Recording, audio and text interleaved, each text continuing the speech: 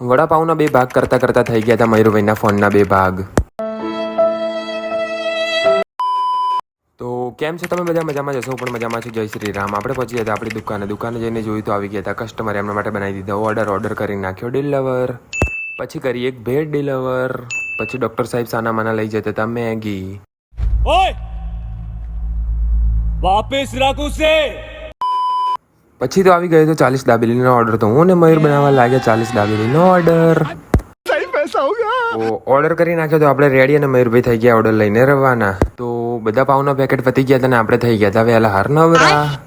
પછી ઓર્ડર આવ્યો 2 મેગીનો, તો આપણે બનાવી દીધી 2 મેગી. તો ઓર્ડર આપવા તો ગયા હતા મયુરભાઈ એકલા, પણ આવી ગયા 3 પાર્સલ એમની સાથે. कौन है ये लोग?